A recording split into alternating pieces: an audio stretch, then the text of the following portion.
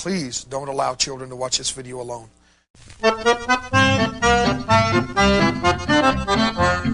The 1980s weren't all rainbow bright and Kenner Star Wars action figures. There were many dark days. AIDS, exploding spaceships, and who can forget the Satanic Panic? Over and over again, not only in rock music, but people in Hollywood, all over, who are being called by Satan into his army. I can't figure out what was going on back then, but people were taking the idea of devil worship seriously. Maybe they watched The Exorcist a few times too many, because everywhere you looked, preachers, parents, even the police were all talking about a satanic threat preying on the young. Satanists entrap young people in several ways. At sex parties, they take snapshots of their victims for use of blackmail, or they'll involve the unsuspecting victim in their darkest rituals, perhaps animal or human sacrifice. The worst offender, heavy metal music. Rock concerts at Kemper Staple have come under fire by a small religious group. Concerts were protested. Alice Cooper got his name from a witch? That strikes me as a piss-poor protest sign, even for the 1980s. Talk shows interviewed heavy metal fans and their concerned parents. Accusations were made of secret lyrics that could only be heard when the song was played backwards.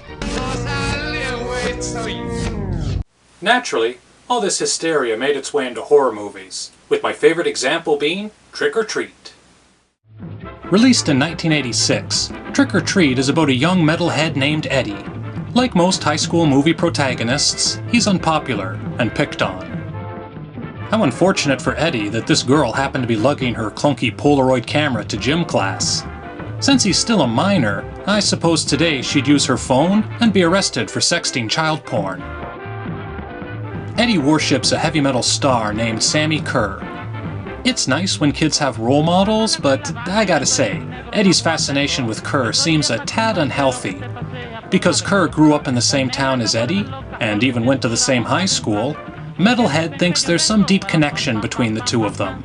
Check out this love letter he's writing his hero. The one thing that holds me together is you. I think about some pretty radical things. I mean, I've got thoughts in my head that nobody but you would understand.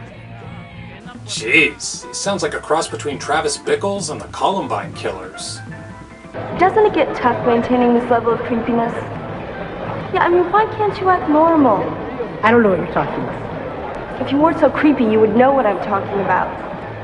On the one hand, she's a real bitch for saying that. But on the other, everything about this guy just screams school shooter. I'm gonna nail every one of those bastards. I don't know how, I don't know when, but I'm gonna nail them. What are you doing? He'll come back.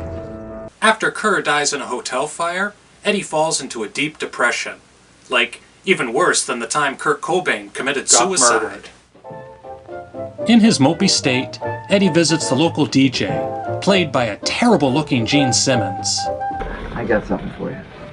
It's the last record of the Kerr legacy. Why is it so heavy? Eddie, what you've got in your hands right there is the only copy in the world. Only copy in the world? Well, for crying out loud, get it out of his hands. Oops, I dropped it! Thanks to those angry TV preachers and worried parents, Eddie knows all about backmasking. When he plays the Sammy Kerr record backwards, it talks to him, giving advice on how he can stick it to those bullies. That a dead rock star is talking to a kid through a record is pretty amazing, but I'm distracted by how ill-conceived Sammy's plan for dealing with the bullies is.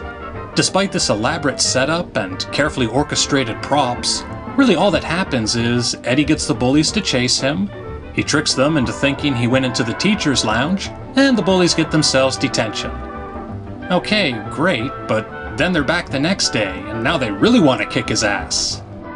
Sammy's second plan is much more effective, possessing the shop equipment and trying to drill a hole through the bully's head. That would have worked if Eddie hadn't stopped him. With Sammy coming back from the grave to be on his side, Eddie's got a newfound confidence. Like that asshole in Can't Buy Me Love? He's going from totally geek. Totally chic. To really get back at the bullies, Eddie puts the record onto a cassette tape. When the mean girl listens to it, she's seduced by a green mist. Soon she's getting the banging of her life, but ruins it when she opens her eyes and sees she's being plowed by a big slimy demon. This demon rape is a step too far for Eddie. Now he wants to destroy the record, thinking it will get rid of Kerr.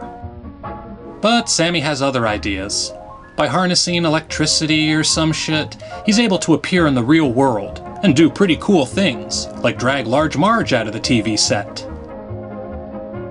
Ozzy Osbourne has a cameo as an anti-rock and roll preacher. Check out how young he looks. I can't tell if that's baby fat or alcoholic bloat, but he looks adorable. The DVD of Trick or Treat has what's got to be the most misleading cover in home video history, billing Gene Simmons and Ozzy Osbourne as the stars, even though they have less than 3 minutes of combined screen time. And the pictures aren't even of their characters in the movie. Gene's looks like it's from 15 years later. Trick or Treat was directed by Charles Martin Smith, most famous for playing the bald Untouchable, as well as directing the dog-playing basketball movie Air Bud. It's an eclectic career. He makes one of the worst director cameos of all time in Trick or Treat.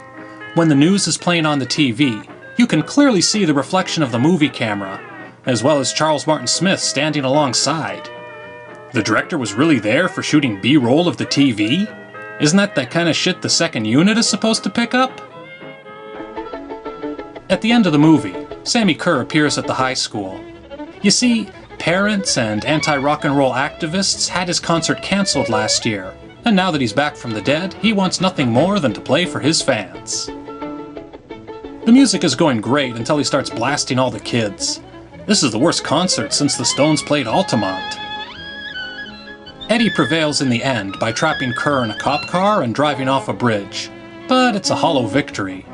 With all those dead kids left behind at the high school, all those anti-rock and roll assholes are left vindicated. They were right. The music is satanic, and it is after the children. Boy, if Eddie thought people treated him shitty before, just imagine what his life's going to be like now. We are certain that Satanism exists. To some, it's a religion. To others, it's the practice of evil in the devil's name. In real life, the Satanic Panic got way out of control. People were coming out of the woodwork with something called ritual cult abuse, horrific stories of devil worshippers sexually abusing children, even sacrificing babies. If just a tiny bit of it is true, it's appalling, and there's a need for somebody to do something. People went to jail, even though none of this shit ever happened. There's no evidence besides false memories planted by shady psychiatrists. Man, just like W.C. Fields said, it's a funny old world. A man's lucky if he gets out of it alive. Because Led Zeppelin were just 4 puppets. Satan could have used any 4 and formed Led Zeppelin. It was Satan's music. Shenanigans. It's been a lot of fun, shenanigans. But now we've got to run. It's funny how the minutes seem to fly.